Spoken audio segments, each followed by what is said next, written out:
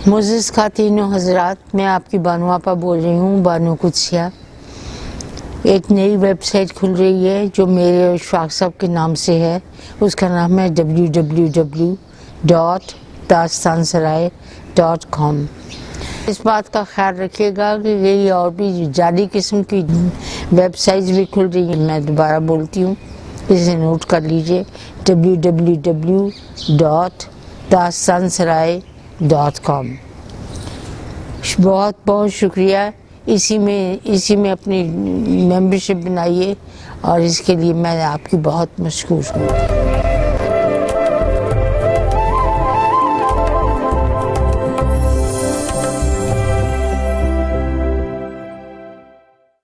दर्द नाल पुकारदा मेरे साइया, असां गलियां विच लाल गवाया। ये साइरस गाता है जी? हाँ, साइरस नहीं, हमका वायरस गांदा। तो डॉक्टर लोग इसको पकड़ते क्यों नहीं? डॉक्टर कोई जोगी होंदे जो बीन बजा के इन्हें पकड़ लेंगे। तुसां देखो नाल के आस कुड़े, कौन आया पैन पुशात कुड़े, खेड़ी पहुंचा रूप वटा। अशफाक अहमद खान रवायत से मोहब्बत में मुब्तला एक ऐसे अदीब जो अपने वतन को जानते थे, इश्क करते थे। मैं अक्सर तुर्क नावल निगार याशार कमाल का हवाला दिया करता हूँ और उसका कहना ये था कि कोई भी जो तख्लीकार है, जब तक उसको अपने वतन की सरजमीन के एक एक चप्पे का ना पता हो, उसकी फसलें, उसके दरख्त, उसके शजर, उसके गुल बूटे, वो एक बड़ा अदीब नहीं बन सकता और ना ही वो मुहिब्बुल वतन हो सकता है। इस तारीफ पर अशफाक साहब पूरे उतरते हैं।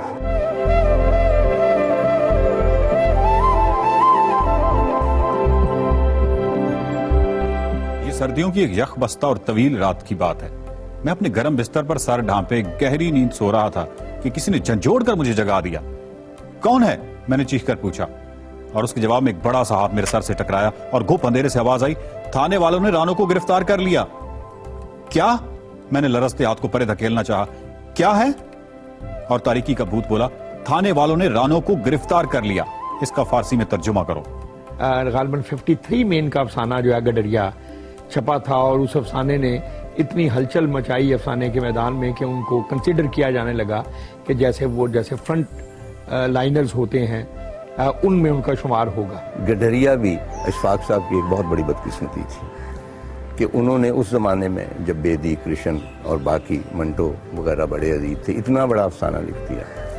और उसके बाद ये हुआ कि उन्होंने बहुत शानदार अफसाने लिखे, लेकिन क्रिटिक्स ने या पढ़ने वालों ने, क्योंकि उनके जहन में वो गडरिया बैठ गया था, इसलिए वो चाहते थे कि उनका हर अफसाना गडरिया हो, जो कि वो नहीं हो सकता था। एक इर्तिका था उनकी तबीयत में, उनकी तख्लीकी जो थी सलाहियतें उनमें, वो उस हिसाब से आगे बढ़ रहे थे। आहिस्ता आहिस्ता हमने ये देखा कि पहले वो रेडियो की तरफ आए और उसके बाद टेलीविज़न की तरफ, जहाँ वो बतौर ड्रामा निगार के भी और बतौर उसके बाद एक मजहबी मुफक्कर के तौर पे भी, तो आहिस्ता आहिस्ता अफसाने के साथ उनका वो जो बंधन था वो कमजोर, खत्म तो कभी नहीं हुआ। सब लड़कों के घर वाले उन्हें खैर व बरकत की दुआओं से नवाज रहे थे और दाऊजी सारे साल की पढ़ाई का खुलासा तैयार करके जल्दी जल्दी सवाल पूछ रहे थे और मेरे साथ साथ खुद ही जवाब दिए जाते थे।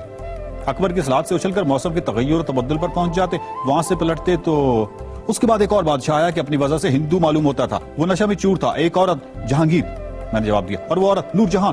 हम दोनों एक साथ बोले। अशफाक साहब ने एक फिल्म धूप और साय बनाई, बुरी तरह फ्लॉप हुई और फ्लॉप होने की कुछ वजूहात तो तकनीकी थी, जबकि स्क्रिप्ट और आइडिया के लिहाज से भी ये फिल्म वक्त से कुछ आगे की फिल्म थी। अशफाक साहब ने सब कुछ किया, मतलब फिल्म भी बनाई, डॉक्यूमेंट्रीज भी बनाई, टीवी वगैरह वगैरह। फिल्म धूप और साय थी, वो एक एक्सपेरिमेंट था, उनको शौक था और उन्होंने पूरा कर लिया। इसी तरह नीला पर्वत के हवाले से भी यही कहा जाता है। चुनांचे बस मैं यही कह सकता हूँ कि उन्होंने अपना शौक पूरा कर लिया। एक एक्सपेरिमेंट के तौर पर یہ ایک بہت ہی عمدہ فلم تھی. اس کے چند سال بعد آپ انڈیا میں دیکھتے ہیں کہ پیرل سنیما کے ریفرنس سے گووند نہلانی اور شیام بینگل اور پھر سمیتا پٹیل اور شبانہ اعظمی وغیرہ ان کے گروپ نے جو آرٹ فلمیں بنائیں. میں سمجھتا ہوں کہ دھوپ اور سائے جو ہے ان کو ان کا کہہ لیں چاہیے ابتدائیہ کہنا چاہیے. اور پھر یہ ہے کہ جو فلم میکنگ کی ٹیکنیکل سائیڈ ہے وہ شاید ان کی بہت کمزور تھی. بانو قدسیہ اشفاق احمد بانو قدسیہ ایک ایسا جوڑا جس کی مثال ڈھونڈنے سے نہیں ملتی. گورنمنٹ کالج میں ہم جماعت تھے. نامساعد حالات میں شادی ہوئی. آنے والے بہت سے سال معاشی تگ و دو میں گزرے لیکن کبھی گلا شکوہ دونوں کی زبان پر کسی نے نہیں سنا. کی آپا آئی تھی کنیئر سے تو انہوں نے بی اے جو کیا تھا وہ میتھمیٹکس میں کیا تھا اے بی. تو پتہ اردو ان کو بالکل نہیں آتی تھی. تو میں نے یہ دیکھا کہ ایک لڑکی جس کو جو ہمدردی کو ہمدردی لکھتی ہے اور خواہش مند کی میم ہے سے پہلے آ جاتی ہے, اس کو ملا نہیں آتا. تو یہ کس طرح سے پاس ہو. لیکن خیر پڑھنا شروع کیا. ہم تو سب کچھ جانتے ہی تھے, ہم تو پڑھے لکھے آدمی تھے, اس لیے ہم نے کوئی توجہ نہیں دی پڑھنے. تو جب پہلا ہمارا کوارٹرلی ایگزامینیشن ہوا تو اس میں بانو قدسیہ فرسٹ, ہم پیچھے تھے. میں نے محسوس کیا کہ جو چیزیں مجھ میں بہت کم ہیں وہ ان میں بہت زیادہ ہیں اور یہ ایک قابل تعریف بات ہے. تو پھر میں نے کہا مجھ میں تو یہ خوبیاں پیدا نہیں ہو سکتی تو کیوں نہ ان خوبیوں کو اٹھا کر گھر لے چلے.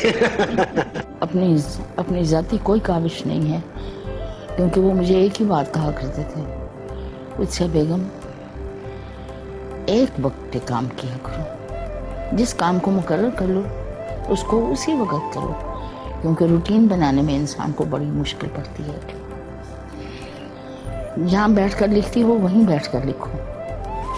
جب لکھ رہی ہو چاہے کوئی بھی آ جائے آپ اسے انکار کریں کہ جی مہربانی ہے مجھے دیر ہو گئی ہے اب آپ کل آئیے. اور میں ان کی بالکل چیلی ہوں جسے کہتے ہیں. ایک ادبی محفل تھی تو میں اشفاق صاحب کے ساتھ ایسے گفتگو کر رہا تھا. اس کے بعد میں نے بانو آپا کو دیکھا, میں ان کے پاس چلا گیا تو ہم ہال سے باہر نکلنے لگے تو صدر دروازے کے پاس بانو آپا رک گئے. تو میں نے کہا بانو آپا آئے نا, تو کہنے لگے نہیں پہلے اشفاق صاحب باہر نکلیں گے, وہ بھی پیچھے تھے.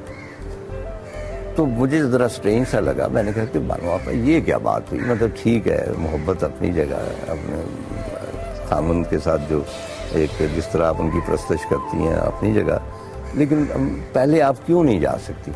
کہنے لگی نا دیکھو نا جب تک انجن نہیں آئے گا تو گاڑی تو نہیں چلے گی, تو وہ انجن ہے میرا, تو وہ آئیں گے تو میں ان کے پیچھے لگ کے آگے چلی جاؤں گی. چنانچہ یہ کیونکہ اشفاق صاحب کی انا بڑی اسٹرانگ تھی. ابھی بانو آپا کی جو ایک یادداشتوں پر مبنی کتاب راہ رواں آئی ہے اس میں انہوں نے اس سوال کا بہت اچھا جواب دیا ہے, کیونکہ عام طور پہ لوگ اس بارے میں یہی, اور میرا بھی اولین تصور یہی تھا کہ بانو آپا نے اپنے آپ کو بالکل مائنس کر دیا, مٹا ہی دیا, ضم کر دیا اشفاق صاحب کی ذات میں, اور اس طرح سے وہ دونوں ایک ہموار زندگی گزار سکے. لیکن اگر آپ اس کو پڑھیں ان کی کتاب کو اور غور سے دیکھیں تو یہ پتہ چلتا ہے کہ یہ بالکل ایسا نہیں تھا کہ انہوں نے مائنس کر دیا ہو. ایک خاص طرح کی ایڈجسٹیبلٹی جو ہے وہ انہوں نے ڈیولپ کی. اگر مرد اپنی بیوی کی ویسے ہی پرورش کرے جیسے وہ اپنے بچوں کی کرتا کوئی ٹکراؤ نہیں ہوتا. اگر بیوی اپنے شوہر کی اپنے بچوں کی ویسے ہی پرورش کرے جیسے اس کا شوہر اس کی پرورش کرتا کوئی ٹکراؤ نہیں ہوتا. ٹکراؤ اس وقت پیدا ہوتا ہے جب دونوں اپنی اپنی سیلفشنس سے چلتے ہیں, کمپٹیشن سے چلتے ہیں, پھر بڑے ٹکراؤ پیدا ہو جاتے ہیں. اشفاق صاحب کا اور بانو آپا کا تعلق ایسا تھا کہ وہ سمجھ لیں کہ دنیا میں ایک آئیڈیل کپل تھا اور دونوں ایک دوسرے کو کمپلیمنٹ کرتے تھے. اشفاق صاحب کہتے تھے کہ آپ کی آپا کا یہ سارا کچھ کیا ہے وہی سب سے زیادہ محنتی ہے. آپا جی کہتے تھے کہ جو کچھ بھی مجھے حاصل ہوا ہے وہ خان صاحب کی وجہ سے ہے.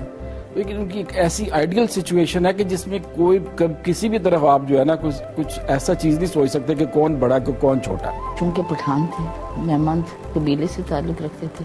غیرت تو پٹھانوں کا خاصا ہی ہوتا ہے, اور غیرت میں سب سے بڑی چیز جو ان کی ہوتی ہے نہ وہ دکھاوا ہوتا ہے نہ وہ شیخی ہوتی ہے, بلکہ وہ جو غیرت ہے اس میں عاجزی ہوتی ہے، اور یہی چیز میں نے اشفاق صاحب میں پائی، بڑی عاجزی تھی ان کی تو۔ اشفاق صاحب کو گفتگو کا بادشاہ کہتے تھے، وہ داستاں گو تھے، کسی محفل میں بات شروع کرتے تو کون تھا جو محفل کو چھوڑ کر جا سکے۔ میرا خیال ہے کہ یہ پوری فیملی جو ہے، کیونکہ میری ساس صاحبہ بتاتی، وہ کہتی ہیں کہ ان سب کو گفتگو کرنے کا شوق تھا اور یہ بہت اچھی گفتگو کرتے تھے، یعنی یہ فیملی ٹریڈیشن تھی وہ داستان گوئی یا گفتگو کرنا۔ یہاں بلوچستان وغیرہ کی طرف جائیں تو وہاں بھی آپ ایک شخص سے ملتے ہیں تو اس کو کہتے ہیں اپنا حال کہو، تو وہ حال آپ کا شروع تب کرے گا جب لاسٹ ٹائم آپ اس کو ملے تھے۔ بہت اچھے سٹوری ٹیلر تھے۔ پھر ان میں خوبی جو لوگ ان کو ذاتی طور پہ ملے ہیں اور جانتے ہیں، اور خاص طور پہ جنہوں نے ان کا پروگرام زاویہ دیکھا ہے، ان کو یہ اندازہ ہوگا کہ وہ قصہ گو بھی بہت اچھے تھے۔ بات کرنے کا انداز اتنا دلچسپ تھا، اور خود کی بنائی ہوئی ایکسپریشن کے لیے ان کی کوئی اصطلاحیں ہوتی تھی، عجیب عجیب لفظ ہوتے تھے جو وہ بات کرنے میں بتاتے تھے۔ دانش کی کوئی بات چاہے مغرب کی کسی فلسفر کی ہو یا مشرق کی کسی بابے کی، ان کو متاثر کیے بغیر کہاں رہ سکتی تھی۔ کبھی کبھار اشفاق صاحب آئیں گے کہیں گے کہ بھئی وہ کاموگی کے قریب وہ دھان لگا رہے تھے، اور کبھی آپ نے کسی خاتون کو دھان لگاتے دیکھا ہے، داب لگاتے ہوئے؟ ہم نے کہا جی نہیں۔ تو باقاعدہ بتاتے تھے کہ اتنا گچھا ہوتا ہے، اس میں سے ایک وہ چاول کا جو ہے بوٹا وہ اتار کے کس طرح اس کو لگایا جاتا ہے، اس کو پھر کس طرح مستحکم کیا جاتا ہے، اور کس طرح اس کے بعد اس کو پانی دیا جاتا ہے۔ اور یہی جستجو ہمارے ہاں جب وہ آتے تھے، بہت پہلے کی بات، میری دکان پر آتے تھے تو میرے والد صاحب چودھری رحمت خان تارڑ، وہ زراعت کے ایکسپرٹ، 20-25 کتابیں بھی لکھی ہیں، ایک پرچہ بھی نکالتے تھے۔ وہ ان کے پاس آ کے مختلف قسم کے جو گل بوٹے تھے ان کے بارے میں، پھلوں کے بارے میں، وہ ہمیشہ آ کے انفارمیشن لیتے تھے کہ ہمارا امرود ہے، اس میں کیڑا پڑ گیا ہے، اور وہ وائٹ ہے تو سرخ کس طرح ہو سکتا ہے۔ اور یہ وہ زمانہ تھا جب وہ موچی روڑے کے اندر انہوں نے ایک استاد بنا رکھا تھا، استاد لٹریچر کا نہیں بلکہ وہ کوئی ترخان تھا، تو اس سے وہ رندہ کرنا جو ہے لکڑی کو وہ سیکھتے تھے۔ اسی طرح آپ کو پتہ ہے کہ بھئی وہ کباب بنانے میں بڑے ماسٹر تھے، وہ پاس بیٹھ کے پورا دیکھ کے اس کے بعد بہت بڑی پارٹی کرتے۔ اشفاق صاحب کا ڈرامہ اشفاق صاحب کا ڈرامہ تھا، ہر اداکار یا اداکارہ کا خواب ہوتا تھا اشفاق صاحب کے ڈرامہ میں کام کرنے کا۔ کیونکہ آؤٹ اسٹینڈنگ چیزیں ہوتی تھیں پروڈکشن وائز، پرفارمنس وائز، تو پھر ظاہر ہے کہ لوگوں کا بہت ان کو اشتیاق ہوتا تھا کہ ان کے پلے میں وہ کام کریں۔ لیکن یہ کچھ آسان نہیں تھا۔ اشفاق صاحب کے ڈرامہ کے مکالمے بعض اوقات بہت طویل ہوتے تھے۔ یہ جو ان کے جو لمبے لمبے ڈائلاگ تھے، ان کسی بھی ایسے کردار میں نہیں گیا۔ میں سمجھتا ہوں کہ ان کو یہ حق حاصل تھا۔ آپ کسی بھی پلے رائٹ سے یہ ڈیمانڈ نہیں کر سکتے کہ جی آپ نے ایک صفحے کا کیوں لکھا ہے ڈائلاگ۔ اگر انہوں نے اس طرح کے ڈائلاگ لکھے تھے تو ایز اے پلے رائٹ اس کا کوئی نہ کوئی مقصد تو ہوگا، بغیر مقصد کے تو وہ نہیں لکھیں گے۔ تو ہم لوگ ان باتوں کو سمجھتے تھے۔ مکالمے پر جو ان کو دسترس تھی، یہ ساری چیزیں مل کر ان کو اپنی عہد کا، اور میں سمجھتا ہوں کہ ہمارے ہم سے جو سینئر نسل ہے اس میں ہم لوگوں نے جو سیکھا ہے، کیونکہ ہمارے زمانے میں اکیڈمی وغیرہ تو ہوتی نہیں تھی، تو ہم لوگوں نے انہی سے سیکھا ہے۔ میں ذاتی طور پر میں نے ان سے بہت سیکھا ہے، اور مجھے یہ شرف بھی حاصل رہا ہے کہ ان کا جو مشہور یہ سیریز ہے ایک محبت سو افسانے، اس کا تھیم سانگ جو ہے ایک جو بھی کچھ ہے محبت کا پھیلاؤ ہے، یہ انہوں نے مجھ سے لکھوایا، اور اس وقت لکھوایا جب مجھے کوئی بطور شاعر کے جانتا ہے۔ میں ہمیشہ کہتا ہوں کہ اشفاق صاحب بہت آسانی سے، مطلب کمپٹیشن بھی نہیں ہے کوئی زیادہ، ٹیلی ویژن کے سب سے بڑے پلے رائٹ، ریڈیو پہ ان کا جو بھی کام ہے، تلقین شاہ، اگرچہ ذاتی طور پہ میں نے ہمیشہ یہی سمجھا کہ اشفاق صاحب کو اور لکھنا چاہیے تھا، مطلب کہ کہانی لکھنی چاہیے تھا۔ بہت بڑے 2-3 ناول وہ اپنے ساتھ ہی لے گئے ہیں، میرا خیال ہے، جو وہ لکھ سکتے تھے۔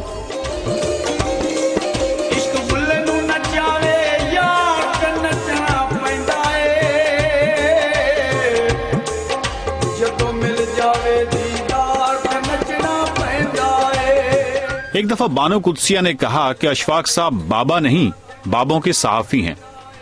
جس طرح وہ تصوف کی جانب آئے، بابا جات کی طرف آئے، تو میں سمجھتا ہوں کہ یہ بھی جستجو کا ہی ایک حصہ تھا، یعنی وہ کوئی الگ سے شعبہ نہیں تھا، لیکن ایک ریفرنس تھا جس کو وہ جاننا چاہتے تھے، اور کریٹیو حوالے سے جاننا چاہتے تھے، یہ نہیں کہ وہ اس میں انوالو ہو چکے ہیں. یہ میرا اپنا اوپینین. ہاں یہ تصوف کی لہر شروع سے تھی، لیکن آہستہ آہستہ اب وہ بڑھتی چلی گئی. پھر زندگی میں ان کو ساتھی بھی کچھ ایسے ملے جیسے قدرت اللہ شہاب، جیسے ممتاز مفتی، بعد میں آخری زمانے میں واصف علی واصف اور سرفراز شاہ صاحب وغیرہ. تو یہ ان لوگوں کی قربت جو ہے اور صوفیہ بابوں کے ساتھ ذاتی تعلق، اس نے شاید اس کو بہت زیادہ پھر آپ کہنے کہ یہ ایک فارمل شکل دے دی. لیکن میں اسی بات کو دہراؤں گا کہ یہ اسٹریک، یہ رویہ شروع سے ان کے یہاں موجود ہے. واصف صاحب کے ساتھ بھی ان کا ایک ایسا ہی تعلق تھا، لیکن اب مطلب یہ کہہ دینا کہ وہ ان سے کچھ اشفاق صاحب نے زیادہ لیا ہے، تو وہ اگر آپ ان کی تحریریں دیکھ لیں اشفاق صاحب کی تو ایک ڈیفرنٹ لائن ہے اور اس میں ایک ساری پلانڈ چیزیں ہیں. اشفاق صاحب معاشرے کے حکیم تھے، ایک ایسے بابا جو امید دلاتے تھے، لوگوں کو آسانی فراہم کرتے تھے اور آسانیاں فراہم کرنے کی تلقین کرتے تھے، ان کو اداسی کی دلدل سے نکالتے تھے. میں نے جب وہ خبر سنی، ایک مختصر سی خبر تھی 5 بجے کی شاید خبروں میں، کہ بھئی ہندوستانی فوجیں جو ہیں وہ ڈھاکہ میں داخل ہو گئی. اور اب میں یہ ایسے ہی تھا جیسے کوئی عزیز، بلکہ بہت سارے عزیز فوت ہو گئے. مطلب وہ جو ایک انبار تھا ایک ڈپریشن کا اور دکھ کا، اور ساری رات میں تو سویا نہیں کیونکہ میری آنکھوں کے میں آنسو اتنے تھے کہ تکیہ گیلا ہوا جا رہا تھا اور سمجھ نہیں آتی تھی کہ کریں کیا، کس سے شکایت کریں، کس سے شیئر کریں، کس سے بات کریں. تو نیکسٹ ڈے تلقین شاہ میں اشفاق صاحب نے یہی موضوع چھیڑ، اور مجھے اب تک یاد ہے کہ اس میں جتنی ڈھارس تھی، جتنی ہمدردی تھی، جتنی محبت تھی، اور جو باقی وطن رہ گیا تھا اس کے لیے کہ اس کو ہم نے بچانا ہے. اور اوورآل جس طرح یہ نہیں ہوتا کہ ایک بچہ رو رہا ہے اور ماں اس کو دلاسے دیتی ہے، اس طرح انہوں نے کم از کم مجھے دلاسا دیا، اور میں ان کا شکر گزار ہوں. کیونکہ اب جانے میں کتنے روز کتنے مہینے روتا رہتا اگر وہ تلقین شاہ میں نہ سنتا.